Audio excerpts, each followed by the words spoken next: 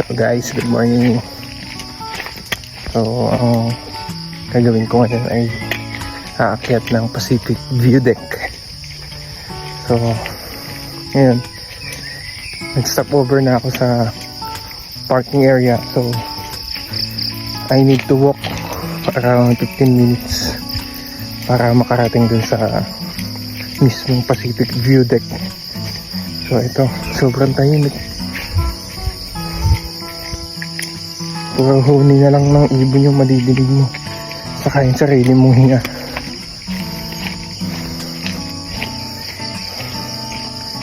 So solo ride to guys. So ano bang magiging benefits ng solo ride? So isa-isahin natin.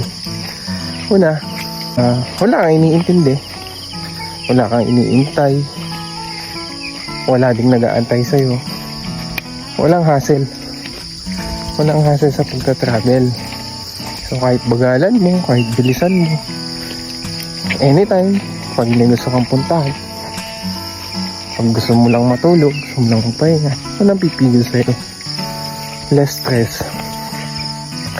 So second, mas tipid. Kung nidala kang motor o sasakyan, makakatipid ka kasi personal mo eh. Makukuha mo pa yung gusto mong time, kung gaano kabilis mo gustong makarating sa pupuntahan mo, diba? And then third, ito na yung pinakagusto kong part. So yung third kasi, moment mo to eh, time mo to para sa sarili mo. So time to reflect, time to think yung mga bagay na nagawa mo, mga bagay mo nagawa mo na sa tingin mo sablay, paano mo itatama ulit. And then yung mga bagay na magaganda na dapat mo ipagpasalamat. So yun. And then the last, yung makakapahinga ka talaga, mapahinga mo yung puso, isip mo, katawan.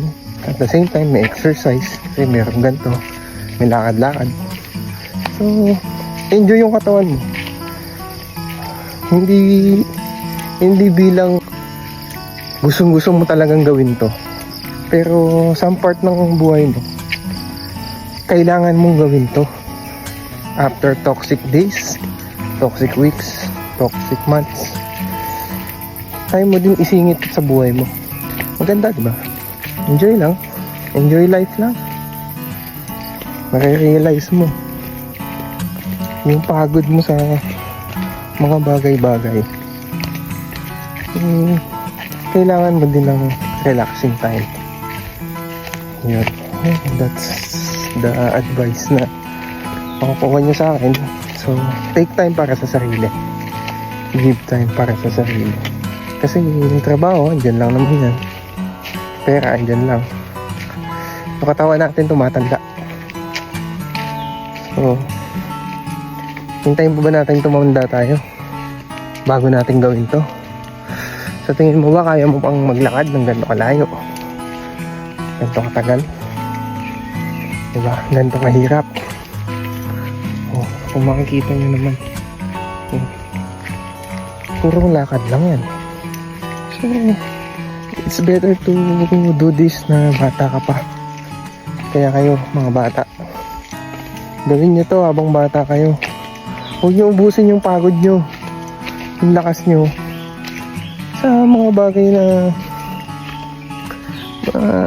huwag nyo lang sobrahan. Sakto lang kung ano lang yung pangangailangan ng trabaho nyo, kung ano lang pangangailangan ng gawain nyo, yun lang ang ibigay nyo. Hindi naman sa pinasabi ko maging tamad kayo, maging masipag kayo, pero huwag nyo sobrahan. May kasabihan nga tayo, ang sobra nakakasama, diba? Yun, sarap maglakad lang habang kausap yung sarili. Pero first time ko kasi to, nag-enjoy lang ako na mag-isa para sa travel na to. Ganda, moment na moment talaga. So So, mag-moment din kayo. I advise na mag-moment din kayo para sa mga sarili niyo. Enjoy lang.